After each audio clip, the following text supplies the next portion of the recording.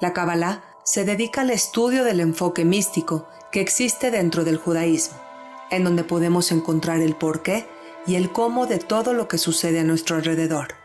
Annette Pierre es médico psiquiatra y ha dedicado años de estudio al análisis y al desarrollo del pensamiento judío y la mística hebrea clásica.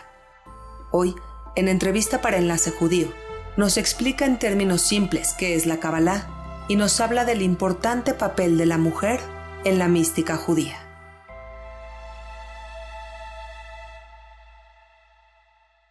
Hola Annette, ¿cómo estás? Qué gusto me da saludarte.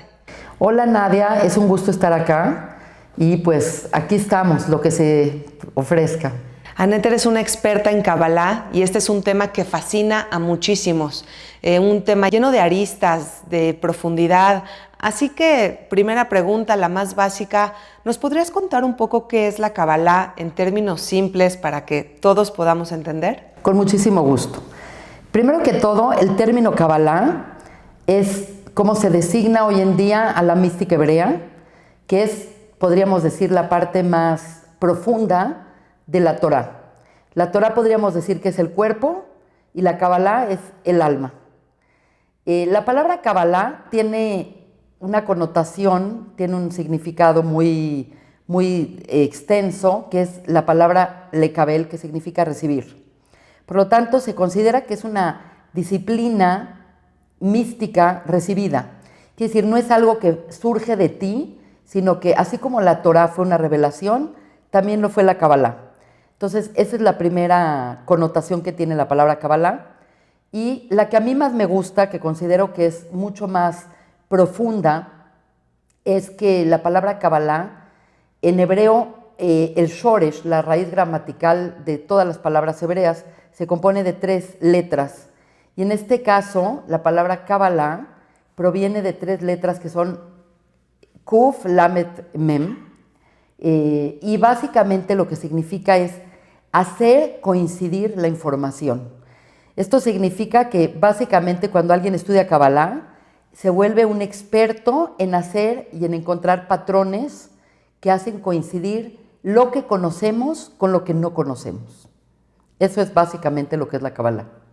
Digamos que si una persona tiene el interés de comenzar a estudiar, ¿qué es lo que puede encontrar en este texto? ¿Es fácil de entender? Definitivamente no. Es importante para mí explicar que Kabbalah es una disciplina y es un sistema de entender la realidad. Por lo tanto, pues así como en la música, por ejemplo, hay las notas, hay las escalas, hay todo un sistema de entendimiento musical, más allá de lo que te gusta o no te gusta. De cierta manera podríamos decir que la Kabbalah también es un lenguaje, es un sistema y es un lenguaje bastante complicado porque realmente es el sod, el secreto de lo que está revelado. Por lo tanto, los textos principales de Kabbalah son textos bastante herméticos, son textos bastante compactos, bastante oscuros en su entendimiento y por lo tanto lo que se debe de hacer si una persona desea estudiar Kabbalah es empezar a comenzar a entender el lenguaje y el sistema. Una vez que la persona comienza a entender el sistema y el lenguaje, entonces puede adentrarse en diferentes textos y en diferentes sistemas que han ahondado en los temas de mística. Hay muchas personas, Annette, ya que mencionas la palabra mística, que creen que la mística pues son temas espirituales, raros, complejos, muy misteriosos, como de magia, etcétera, etcétera. Y tú dices lo contrario. ¿Nos podrías explicar un poco qué es la mística y por qué no es lo que yo te menciono? Perfecto. De entrada, la mística o la Kabbalah tiene como 3 ramificaciones.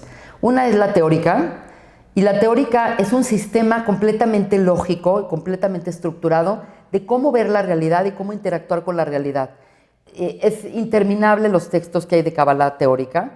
También hay Kabbalah práctica, que es Kabbalah Masit, que realmente no tenemos casi acceso a ese tipo de Kabbalah. Y tenemos la Kabbalah meditativa. Cuando una persona oye Kabbalah, como tú bien lo dices, la gente se imagina cosas raras, metafísicas, extrañas, fenómenos paranormales, pero nada que ver con esto. La realidad es que no he encontrado un sistema que tenga más estatus lógico y sistemático que el sistema de la Kabbalah. Lo que pasa es que dentro de estas tres áreas de la Kabbalah, definitivamente hay cosas que si las sacamos de contexto parecen como extrañas, como demasiado salidas de la realidad, pero todo lo contrario, lo que intenta hacer la Kabbalah, y por lo que la Kabbalah es tan atractiva, es que la Kabbalah trata de describirnos nuestra realidad, trata de entender un poco qué es Dios, qué somos nosotros y cómo conectar con Él. Así que bueno, lejos de ser una disciplina extraña, rara, todo lo contrario, es altamente sistematizada y altamente estructurada. Es realmente una delicia estructurar nuestro conocimiento a través de este sistema. Ahora, la Kabbalah era hace algunos siglos un texto sumamente oculto y sin embargo ahora tenemos hasta personajes famosos como Madonna que les encanta la Kabbalah, que la estudian, se volvió accesible y no solo eso, sino que, pudiéramos decirlo así, se puso de moda. ¿A qué atribuyes tú esta nueva fama en la Kabbalah? Es una pregunta excelente. Primero que todo, hay que hacer un énfasis que cuando alguien enseña Kabbalah o cuando alguien se atrae a la Kabbalah, principalmente lo hace porque la Kabbalah trata mucho de el mejoramiento personal. Y eso es algo que pues todo mundo está en esta búsqueda. Ahora, realmente históricamente siempre la Kabbalah fue muy hermética, no porque querían esconderla, ni mucho menos, sino por lo compleja que es y por lo difícil que es tener el acceso a este sistema si no tenemos previamente un entendimiento de Torah, de Mishnah, de Talmud, etcétera, etcétera. Entonces quiero hacer una aclaración, que cuando una persona se dedica a enseñar Kabbalah o empieza a descubrir los secretos de la mística hebrea, los grandes sabios de Israel le llaman el aroma de la Kabbalah. ¿Por qué el aroma? Porque cuando tú, por ejemplo, tienes un perfume, en este caso el perfume es la Kabbalah, no tienes acceso al perfume, pero tienes acceso a levantar la tapa y olerlo. Y ese aroma es suficiente para despertar en ti un entendimiento profundo de nuestra realidad que te transforme como persona, que te haga un ser más sensible, con más conciencia. Quiero hacer una aclaración, que la Kabbalah en sí es inherente en el ser humano. Quiere decir, no es algo que es nuevo. Desde el principio, Adán, el primer hombre, es más, la definición de Adán es que es un ser que tiene una conciencia espiritual. Por lo tanto, desde el principio de la creación del hombre consciente, este ser consciente que puede hablar, que se puede expresar, que puede tener pensamiento abstracto, él ya era un místico. La realidad es que el tema de la mística fue siempre muy celosamente guardado, porque así lo estipularon los Jajamim. Todos estos libros como el Sefer HaYetzirah, el Sefer HaBahir, el Zohar, están escritos con un lenguaje sumamente complejo y son muy crípticos. Y tienen una intención por la cual esta información se tenía que transmitir, pero se tenía que transmitir a mentes muy preparadas, porque es acceso a una luz tremendamente poderosa. Y un principio de Kabbalah es que normalmente la gente pensaría que la oscuridad es más peligrosa que la luz, pero realmente cuando uno estudia mística se da cuenta que la luz es mucho más peligrosa que la oscuridad, porque si no tienes la capacidad de introyectar bien esa luz, puedes quebrarte y puede haber muchos errores en tu entendimiento. Por lo tanto, fue muy celosamente cuidada por muchos motivos que obviamente me encantaría contarlos, pero sabemos que tenemos poco tiempo. Pero más o menos en el siglo XVI, en una ciudad en el norte de la Galilea, conocida como Tzefat, coincidieron dos rabanim, dos jajamim, dos maestros gigantes de la mística hebrea. Uno es el rabino Rav Moshe Cordovero, conocido como Ramak, y el otro es el rabino Itzhak Luria Ashkenazi, conocido como el Arizal, el león sagrado. Y ellos, independientemente, porque no se conocían originalmente, Ellos lo que hicieron es la sistematización de todos los conceptos místicos que hasta ese momento se tenía acceso. Porque la Kabbalah fue desde Adán, fue dada a Moshe y fue dada a cada uno de la cadena del judaísmo hasta llegar a ellos. Ellos la sistematizaron completamente diferente la sistematización de uno que del otro. Y ellos, por ejemplo, el Arizal HaKadosh, él dijo, el Ari HaKadosh, que esta sistematización estaba enfocada en que iba a haber un momento histórico en donde los portales del conocimiento y la necesidad de este conocimiento iba a ser imperativo.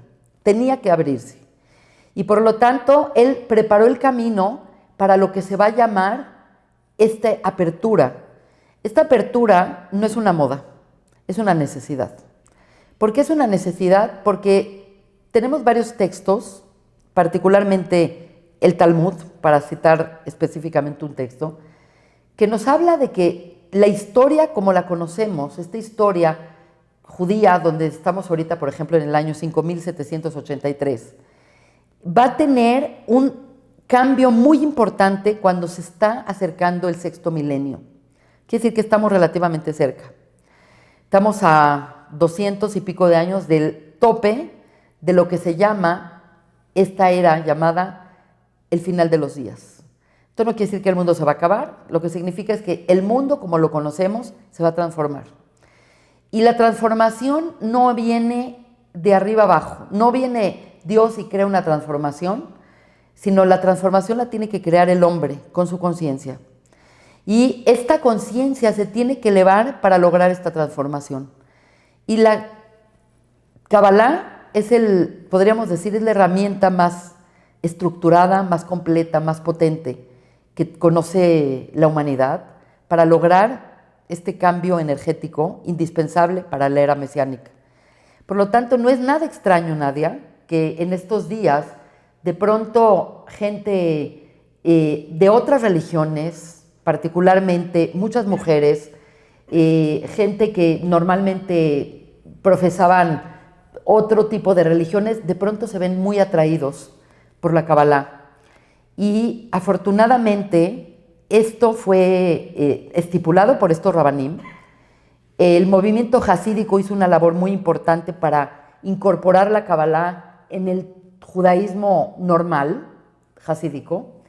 Y finalmente te podría decir que este movimiento tan importante y tan moderno de Kabbalah, podríamos decir que comenzó en el siglo XIX con un rabino que se llamaba Rav Yehuda Ashlag, también conocido como el Bala Sulam.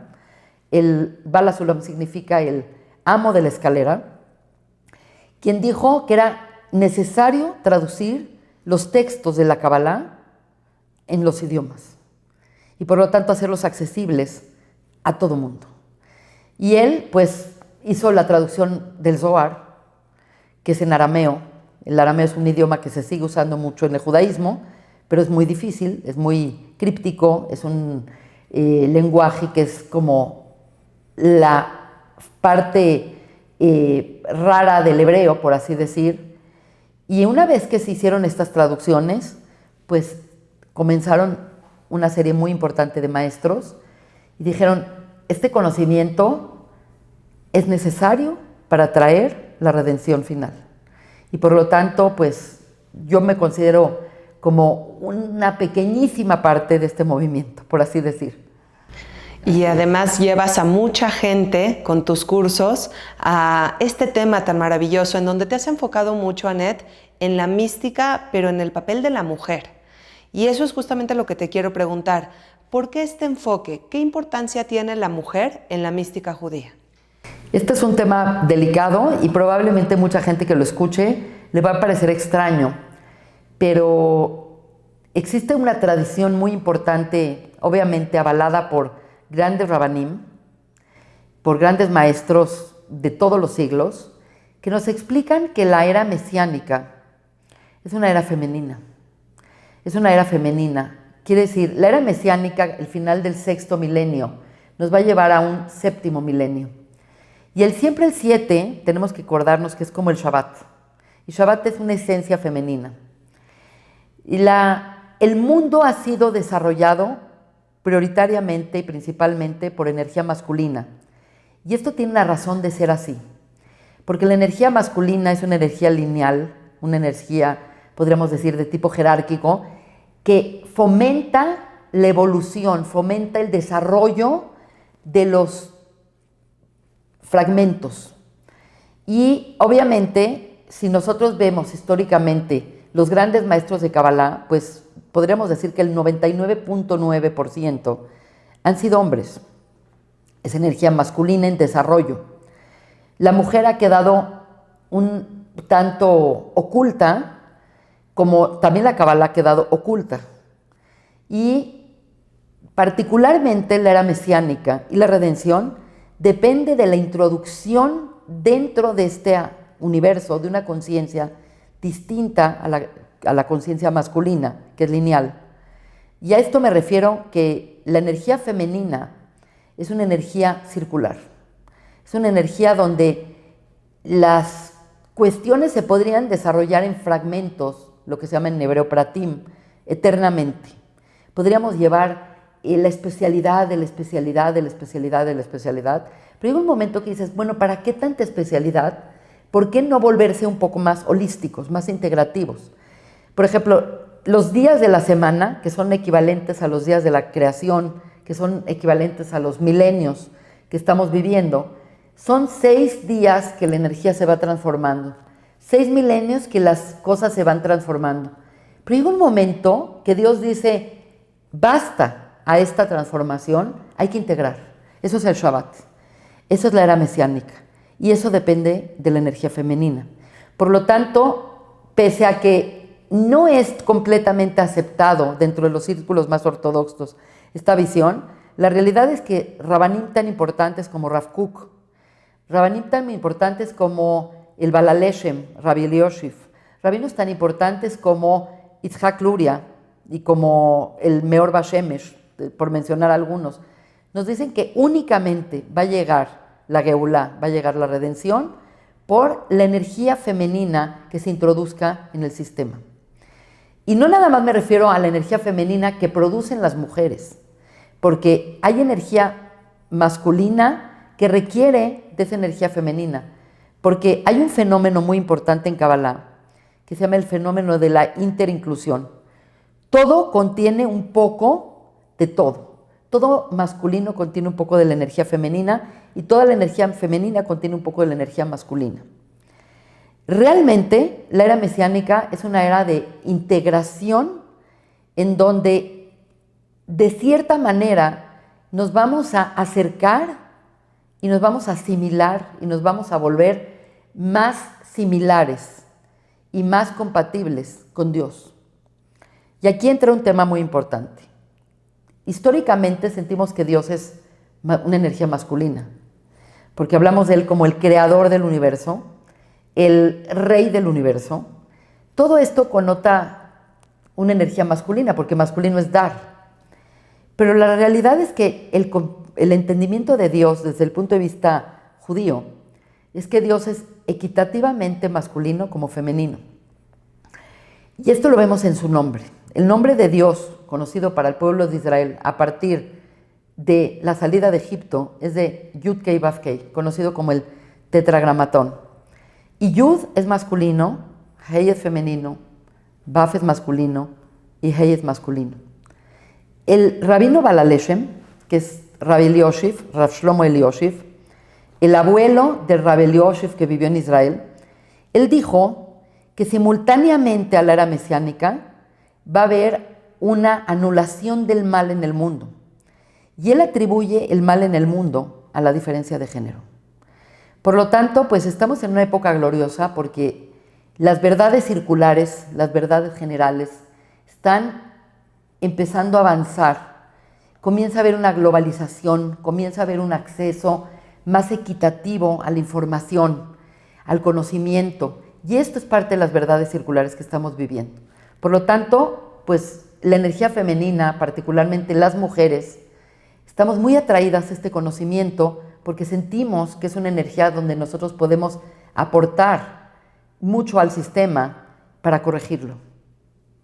Esa es la respuesta. Es sumamente interesante, uno podría quedarse escuchando porque se van entendiendo algunas cosas. Finalmente quiero preguntarte, Annette, son muchos años los que tú has estudiado estos temas, tanto Kabbalah como mística judía, y quiero preguntarte algo un poquito personal. En todo este proceso de aprendizaje, ¿cuál ha sido tu mayor descubrimiento que incluso ha impactado a nivel personal en tu vida respecto al tema de la Kabbalah? Pues es una pregunta difícil, pero creo que lo más interesante es que cuando yo empecé a estudiar seriamente judaísmo, yo fui una maestra, y sigo siendo una maestra de pensamiento judío, de filosofía. Y obviamente dentro del judaísmo hay un respeto muy importante por la halajá, por la estructura, por la legalidad. Y de pronto, cuando descubrí el sistema de la Kabbalah, el lenguaje de la Kabbalah, me pareció como mucho más interesante enseñar judaísmo con esta estructura, porque realmente lo que desea la Kabbalah es transformarte a ti, volverte un ser más refinado, volverte un ser más consciente, volverte un ser más respetuoso, volverte un ser más similar a Dios. Por lo tanto, como que me parece que algo que es tan atractivo de la Kabbalah y que para mí fue como un parteaguas para realmente dedicar casi toda mi vida profesional a esta disciplina, es que encontré mucho sentido en la vida. La Kabbalah habla, por ejemplo, de por qué existe el mal. La Kabbalah habla de por qué no somos perfectos, de cómo podemos acercarnos y buscar una mejor versión de nosotros. Y yo creo que es algo que toda la humanidad estamos buscando. Todos queremos, la humanidad una vez que pudo superar la falta de alimento, estar en paz, se volcaron adentro y dijeron, bueno, ¿qué hacemos aquí? ¿Por qué Dios nos creó? ¿Por qué vivimos en estas realidades? ¿Por qué me tocó la familia que me tocó? Y todo ese tipo de preguntas son accesibles y son las preguntas que hace la Kabbalah finalmente.